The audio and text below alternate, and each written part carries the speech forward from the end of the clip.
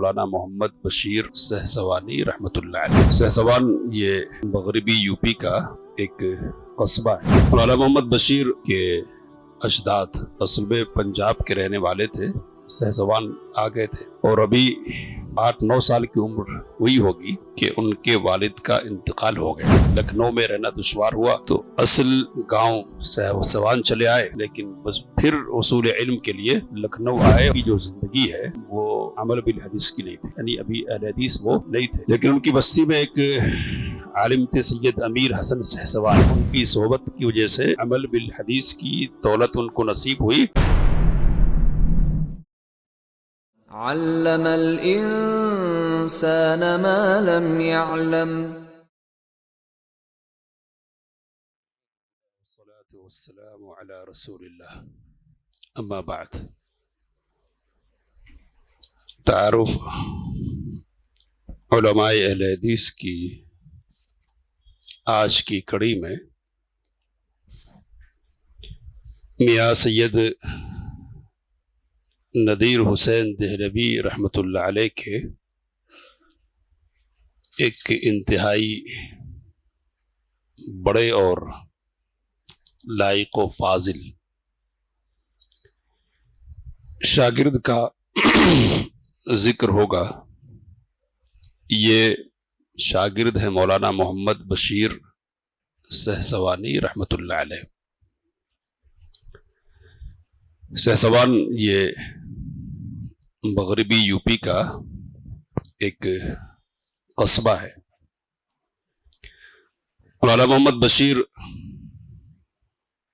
کے اجداد اصل میں پنجاب کے رہنے والے تھے، سہسوان آ گئے تھے۔ ان کے والد صاحب مزید آگے بڑھے اور لکھنؤ میں رہ رہے تھے، تو لکھنؤ میں رہتے ہوئے مولانا بشیر کی ولادت ہوئی اور ابھی 8-9 سال کی عمر ہوئی ہوگی کہ ان کے والد کا انتقال ہو گیا۔ لکھنؤ میں رہنا دشوار ہوا تو اصل گاؤں سہسوان چلے آئے، لیکن بس پھر اصول علم کے لیے لکھنؤ آئے اور یہاں کہ جو بڑے اہل علم تھے ان سے استفادہ کیا اور پھر دہلی تشریف لے گئے اور میاں سید نذیر حسین دہلوی رحمۃ اللہ علیہ کی شاگردی اختیار کی، اور وہاں سے فارغ ہونے کے بعد پھر وطن لوٹے اور درس و تدریس وغیرہ میں لگ گئے۔ ابھی تک کی ان کی جو زندگی ہے وہ عمل بالحدیث کی نہیں تھی، یعنی ابھی اہل حدیث وہ نہیں تھے، لیکن ان کی بستی میں ایک عالم تھے سید امیر حسن سہسوانی۔ ان کی صحبت کی وجہ سے عمل بالحدیث کی دولت ان کو نصیب ہوئی، اور پھر جب ادھر آئے تو ادھر کے بڑے زبردست نمائندہ بن گئے۔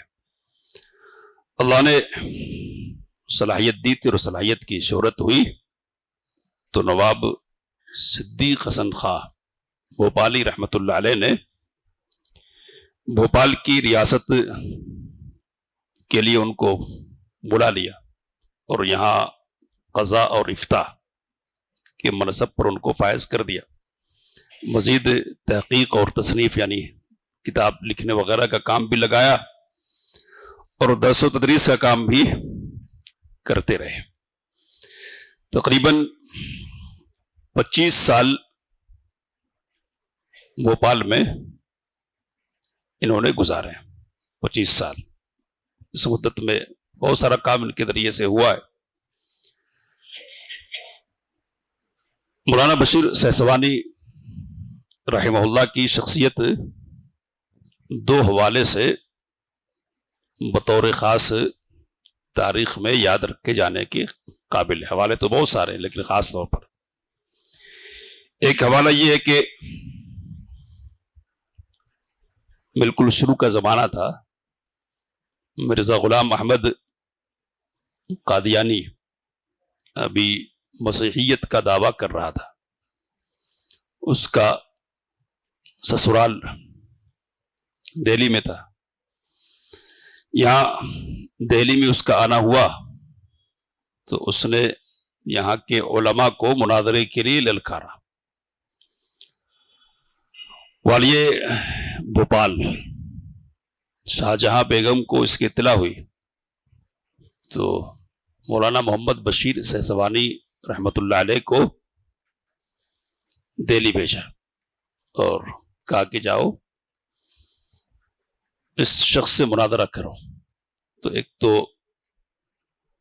भेजा गया और दूसरी बात यह है कि दिल्ली में उस्ताद भी थे, सैयद नदीर हुसैन देहलवी रहमतुल्लाह अलैह, तो ललकारे जाने में उनका भी नाम था और बड़े लोगों का नाम लेकर लोग अपने आप को ऊंचा करने की कोशिश करते, तो इसलिए भी जरूरी था कि शागिर्दी का हक अदा किया जाए। तो बहरहाल दिल्ली पहुंच गए और मुनाजरे की बात हुई, बहस शुरू हुई तो मिर्जा ने यह कहा कि तकरीरी गुफ्तगू नहीं करेंगे, यानी जुबानी नहीं बल्कि तहरीरी गुफ्तगू करेंगे। अब उसको तूल देना चाहता था और जान छुड़ाने की एक कोशिश थी। मौलाना मोहम्मद बशीर सहसवानी रहमतुल्लाह अलैह ने कहा कि ठीक है, तहरीरी तौर पर ही मुनाजरा करेंगे, तहरीरी तौर पर ही। तो मुनाजरा शुरू हुआ और उसकी जिल्लत पर जिल्लत हो रही थी। सिलसिला ये जारी था कि उसने दौराने मुनाजरा ये कहकर जान छुड़ाई कि मैं अब ज्यादा देर तक यहां नहीं रह सकता, इसलिए कि मुझे दिल्ली के रेलवे स्टेशन को जाना है। किस लिए जाना है? तो इसलिए जाना है कि मेरे खुसर आ रहे हैं, खुसर, तो खुसर के इस्तकबाल के लिए, ससुर के इस्तकबाल के लिए मुझे वहां जाना पड़ेगा। तो ये भागने की और राय फरार इख्तियार करने की उसकी तरफ से कोशिश थी। मौलाना बशीर सहसवानी रहमतुल्लाह अलैह ने उसके मुंह से खुसर का लफ्ज जब सुना ना, तो उन्होंने कुरान मजीद की एक आयत की तिलावत की, कहा खसिरत दुनिया वल आखिरा ذلك हुवल खुसरान अल मुबीन, दुनिया भी तबाह, आखिरत भी खसारे में, ये वाज़ेह खसारा है। तो खुसर के लफ्ज से उन्होंने खसारे का माना निकाला और कहा कि ये भागने की कोशिश है। तो ये जो मुनाजरा हुआ था ना, उसको बाद में किताबी शक्ल में शाये किया गया और किताब का नाम है अल हक़्क़ुस सरीह फी इस्बाती हयातिल मसीह। मसला जिस पर मुनाजरा हुआ था वो क्या था? तो ये जो मिर्जा गुलाम अहमद कादियानी था, मसीहियत का दावेदार हो गया था, यानी क़यामत के करीब जो मसीह आएंगे ना, वो ईसा अलैहिस्सलाम नहीं होंगे बल्कि दूसरे होंगे, मसीह मसीह होंगे। तो वो मैं हूं, और वो इस बात का कायल था कि ईसा अलैहिस्सलाम की वफात हो गई है। तो वफात मसीह और हयात मसीह, मसीह जिंदा है या आपकी वफात हो गई है, यह मौजू है मुनाजरे का। मिर्जा किस बात का कायल है? ईसा अलैहिस्सलाम की वफात हो गई है, और उलमा आम सारे अहले सुन्ना के इस बात के कायल हैं कि ईसा अलैहिस्सलाम की वफात नहीं हुई। अल्लाह ताला ने उनको उठाया जिंदा हालत में, और फिर क़यामत के करीब जब दज्जाल का खुरूज होगा तो हजरत ईसा अलैहिस्सलाम का नुज़ूल होगा। तो मसीह जिंदा है, इस मौजू पर गुफ्तगू हुई थी, इस मौजू पर, यह मुनाजरा का मौजू था। इसलिए किताब का नाम क्या है? अल हक़्क़ुस सरीह फी इस्बाती हयातिल मसीह। मसीह अलैहिस्सलाम की हयात के इस बात के सिलसिले में सरी हक क्या है? तो साबित किया कि मसीह अलैहिस्सलाम क्या है? बाहयात है, वफात उनकी नहीं हुई है। तो ये उनकी जिंदगी का एक यादगार किस्सा है। अब इसमें यादगार किस्से में क्या है? तो उससे पहले भी मैंने जिक्र किया था कि मौलाना मोहम्मद इसहाक भट्टी रहमतुल्लाह अलैह जमात के एक राइटर गुजरे, मुअर्रिख, जिन्होंने बहुत सारी شخصیات پر کتابیں لکھی ہیں، تاریخ پر کتابیں لکھی ہیں. اب یہ کتاب جو میرے سامنے ہے وہ بھی انہی کی لکھی ہوئی ہے. تو ایک کتاب انہوں نے یہ بھی لکھی ہے کہ بر صغیر میں اہل حدیث کی اولیات. کیا مطلب ہے؟ یعنی وہ کون سے کام ہیں دینی کہ جن میں پہل کرنے کا شرف جماعت اہل حدیث کو حاصل ہے، یعنی اس کے افراد کو حاصل ہے. تو یہ جو مناظرہ کرنے کی بات ہے نا، اس سے مرزا غلام احمد قادیانی سے، تو مناظرہ کرنے میں پہل کرنے کا شرف حاصل کس کو ہے؟ اہل حدیثوں کو ہے. اب دیکھیے، ایک تو سب سے پہلے اس کے خلاف کفر کا فتویٰ لگایا، فتویٰ تیار کیا اور ہندوستان بھر میں گھوم کر 80 کے قریب علماء سے دستخط لیے. کون ہے یہ؟ ان کا بھی ذکر آئے گا انشاءاللہ اور زیادہ تفصیلی سے آئے گا. مولانا محمد سعید بٹالوی رحمۃ اللہ علیہ، میاں نذیر حسین کے خاص شاگردوں میں سے. تو فتویٰ سب سے پہلے انہوں نے دیا. مولانا عبد الواحد غزنوی رحمۃ اللہ علیہ بھی ایک بڑے عالم گزرے، امرتسر میں رہتے تھے.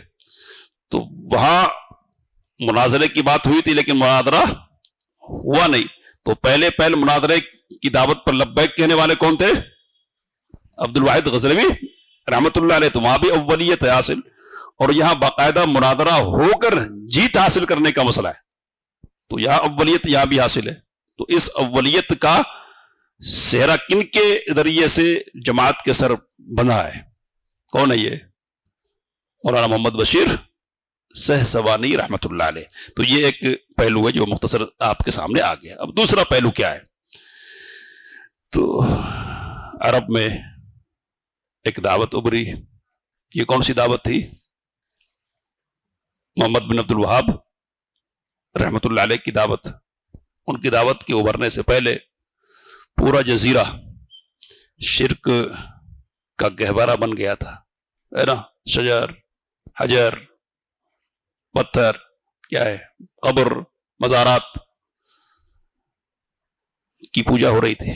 اور آج بقیع الغرقد ہے ہمارے سامنے، تو وہ برابر کی ہوئی قبریں دکھتی ہیں.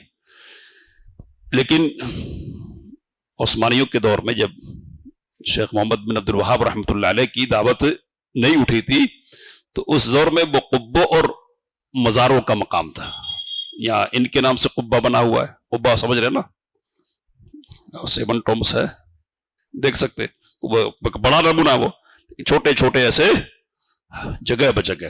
یہ حضرت عثمان کا مزار ہے، یہ سیدہ فاطمہ رضی اللہ تعالی عنہ کا مزار ہے، اور یہ فلاں صحابی کا مزار ہے. الگ الگ ناموں سے قبے دکھتے تھے.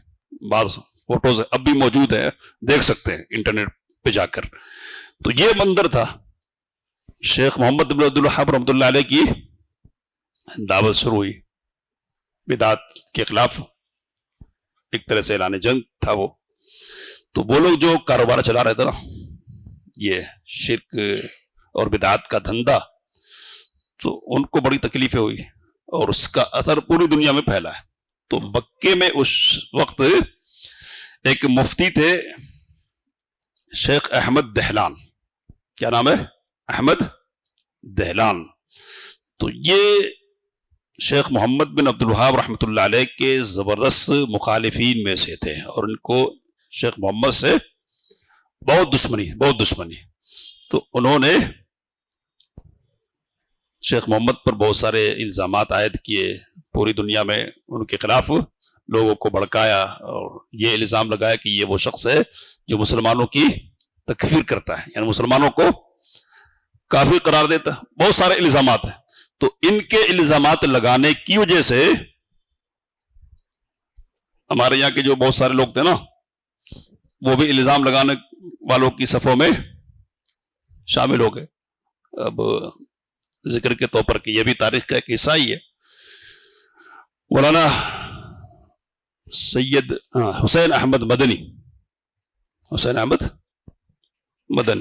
کون ہے یہ؟ تو ابھی محمود مدنی کا نام سنتے آپ ٹی وی کی بنیاد پہ. ان کے دادا کا نام ہے حسین احمد مدنی، دادا کا نام. تو حسین احمد مدنی کی ایک کتاب ہے شہاب ثاقب. کیا نام ہے؟ شہاب ثاقب. یہ کتاب احمد رضا خان کی کتاب کے جواب میں لکھا گیا. تو احمد رضا نے ان پر الزام لگایا، ان کی تکفیر کی. انہوں نے یہ ثابت کرنے کی کوشش کی کہ جو تم ہو وہ ہم ہیں، یعنی ہم میں اور تمہیں کوئی فرق نہیں ہے. تو اس میں ثابت کرتے ہوئے محمد بن عبد الوہاب رحمۃ اللہ علیہ کو نوازا گیا ہے نا. وہ قاتل، فاسق، فاجر وغیرہ بہت سارے القاب وغیرہ استعمال کیے گئے. علامہ ابن عابدین شامی بڑے فقی گزرے ہیں، در مختار کتاب کا نام ہے فقہ میں، اس کی شرح ہے کہ رد المختار. تو رد المختار جس کو فتاوی شامی کہتے ہیں اس کے رائٹر ہیں. تو اس کے مقدمے میں انہوں نے شیخ محمد بن عبد الوہاب رحمہ اللہ کے سلسلے میں لکھا کہ یہ قاتل، فاجر اور فلاں فلاں شخص تھا، مسلمانوں کی تکفیر کیا کرتا تھا وغیرہ کئی باتیں لکھی. تو یہ جتنی باتیں تھی کدھر سے آئی تھی؟ یہ دہلان کی طرف سے، دہلان کی طرف دازیوں کا نتیجہ تھا. یہ کئی غلط باتیں لکھی تھی کتاب میں اور پھیلا دی تھی. مولانا محمد بشیر سہسوانی رحمت اللہ علیہ نے اس کے جواب میں کتاب لکھی ہے. کیا ہے جواب میں؟ کس زبان میں؟ عربی زبان میں. عربی زبان میں کتاب لکھی. کتاب کا نام ہے صیانت الانسانی عن وسوستی شیخ دہلانی. انسانوں کی حفاظت شیخ دہلان کے وسوسے سے. انہوں نے جو وسوسہ اندازیہ کیا نا ان سے انسانوں کی حفاظت. یہ عربی زبان میں کتاب لکھی گئی ہے. اور یہ کہنا چاہیے کہ شیخ محمد بن عبد الوہاب رحمۃ اللہ علیہ سے کے تعلق سے جو کتابیں لکھی گئی ہیں نا ان کتابوں میں اس کتاب کی حیثیت معرکۃ الآراء کی ہے. اب بھی چھپتی ہے، یہ اب بھی چھپتی ہے یہ ہے نا. اور لوگ حوالہ دیتے ہیں بشیر السہسوانی، قال الشیخ بشیر السہسوانی رحمہ اللہ، جیسے اس سے پہلے ذکر ہے نا کہ قال المبارک پوری، قال العظیم آبادی وغیرہ کہتے ہیں.